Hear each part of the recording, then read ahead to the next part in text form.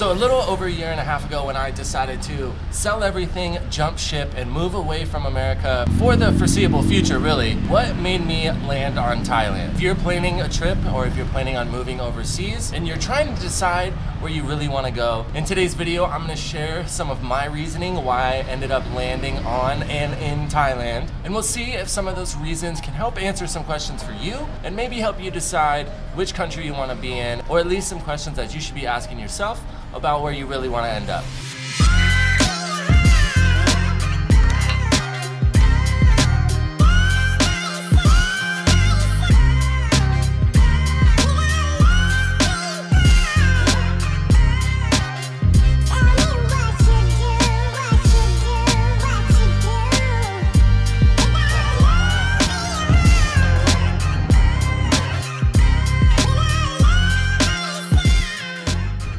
What is going on, guys? Welcome back to another video. It is currently my favorite type of weather in general, and especially in Thailand on these cloudy, I was gonna say on these cloudy hungover days, but that is kind of what it feels like. But on these cloudy overcast days, it's actually nice and cool this time of year. There's a breeze, so I don't gotta worry about sweating my tits off, which is nice. But it's actually kind of a busy day for me. As a YouTuber, that doesn't really mean much, but I've gotta head over to the Mecca of cultural melting pots, the place where some of the greatest minds in the world come together to share ideas and push forward what we're going to be doing in the world for the foreseeable future. Of course, I'm talking about Central Pattaya. Now, obviously, I'm bringing you guys with me. I got to grab some stuff and we're going to talk about what we mentioned on the way. Why did I pick Thailand? Should you pick Thailand, or should you just stay home and be a weenie about it? Let's go.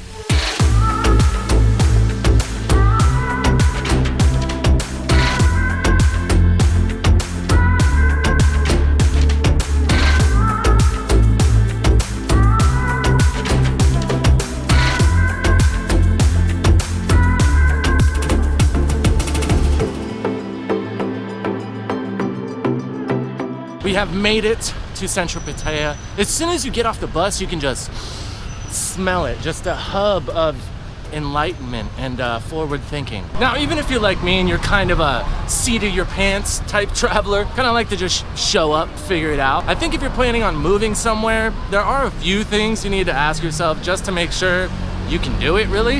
And some of these things, when I thought about them, I didn't really realize how important they were until I got here, but I am glad that I kind of checked those boxes before I ended up here. Now, if you're just going on vacation, not too big a deal. You can pretty much put up with anything for a couple weeks. But if you're planning on making the jump and staying somewhere long term, these are the things that I asked myself, and Thailand did check quite a few of these boxes, not all of them, but essentially the main ones. Now, a bit of backstory, since I know a lot of you might be newer to the channel. Essentially, the way it worked was I was kind of at a crossroads in America. I was in between jobs, and I kind of realized it was either go apply for another restaurant job or pick up DJing full-time, or lean into things that I wanted to do for a long time when it comes to my living situation and how I make money, whether that be YouTube or kind of freelance piecework. And I realized I wouldn't be happy if I woke up 5 years down the road and essentially was doing the same stuff that I had been doing the prior 10 years. So I decided to lean into it, to go for it, to try to start making my own money. And that takes us into our first point of why I chose Thailand.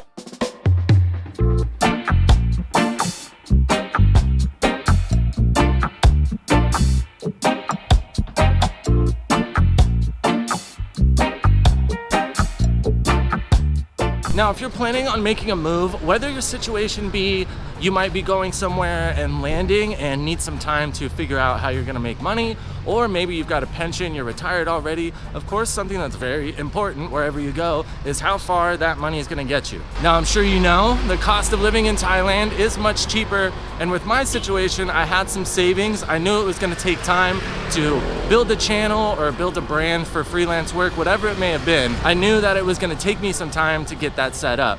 So a big part of why I chose Thailand, or why I was looking at Southeast Asia in general, was just because I knew that savings would take me a lot farther. In America, I would have had maybe 4 or 5 months to get it going, and I knew that probably just wasn't realistic. And why I went with Thailand compared to some other places in Southeast Asia, especially when it comes to the cost, is I knew just kind of the bridge of what you could get and the places you could be in for that amount of money were generally really nice. Now, when it comes to cost of living in Southeast Asia, Thailand is not the cheapest. There's other places that are cheaper, but I thought Thailand was a fair compromise of the infrastructure that I needed, the kind of Western amenities, just the type of condos you can get that were a little bit westernized. There's other countries you can go to that will honestly be much cheaper, especially for your day-to-day costs, but it might come with a sacrifice on other things. Now, I know sometimes there's kind of this stupid rhetoric that Thailand's like this fledgling country and there's like not a lot of infrastructure or amenities. But after doing a very minimal amount of research, I realized that that wasn't true,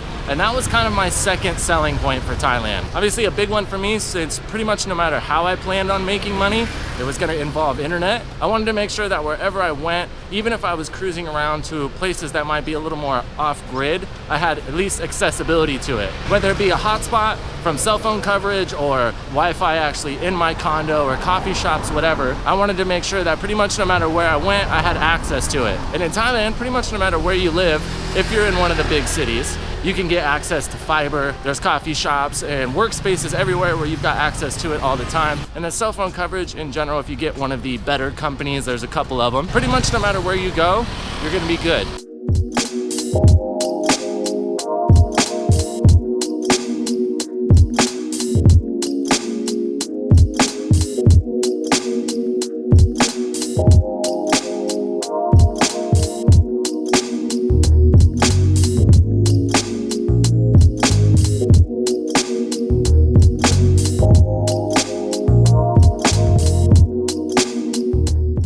Survived the gauntlet walking from Second Road down here to Beach Road. If you know, you know. Well, I just snapped my tripod, so if these shots look weird for the rest of the video, you know why. But my next qualification for choosing Thailand might not be for everybody, but it will probably reign true for at least a few of you, and that is just its location. There's quite a few other countries that I wanted to travel to in this part of the world, from Japan to Indonesia, and Thailand is just kind of right in the middle of all of them. So if you're planning on doing more traveling in Asia, or even if you're American and you're planning on hopping to Europe, it's a shorter trip. And the ease of access from Thailand to other countries in Southeast Asia or Asia in general, the flights, of course, they're much shorter, so it's not as miserable of a trip. And also, shorter flights equals less money, especially if you're only traveling in Southeast Asia. I mean, the longest flight really from here is to Indonesia, and usually it's running $200 to $250, which is just wild. Now, a substantial one if you are planning on moving, not so much for vacation. If you're just somewhere for a few weeks,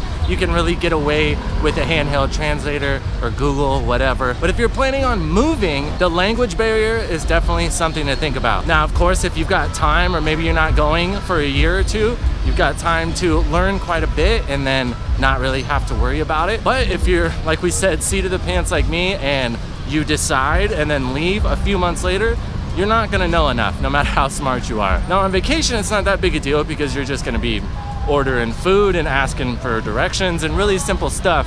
But when you're living somewhere, obviously you're gonna have to get into some more official things, from visas to signing leases, legal stuff that can be a little hard to interpret. So I think it is something to really consider. If you're in the big touristy areas, not as bad, especially on your day-to-day stuff.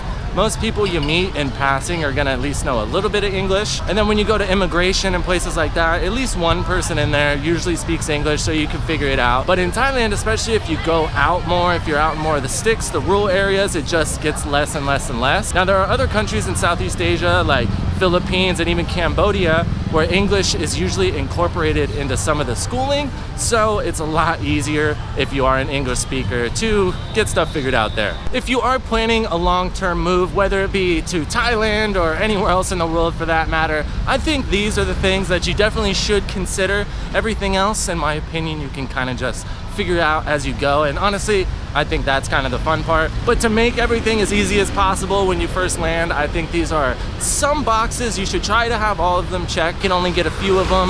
I think you can make do with everything else. But coming from my experience, I'm glad these are things that I thought about before coming to Thailand, because let's be honest, if you do make a move, the last thing you want to do is get all that done, get all the way over there, sell all your stuff, and then realize you can't get something done, or you can't find work, you can't make money, and then you gotta go home and start over. That's not the move. But thank you guys for tuning in to another video. I got to get back to my neck of the woods. My Wi-Fi guy is coming to install it right now, I guess, even though it's like 5 p.m. the day after Christmas. Super random. Welcome to Thailand. Thank you guys for tuning in. I'll catch you in the next video. And like we always say, I hope you guys have a great day. Tell somebody you love them.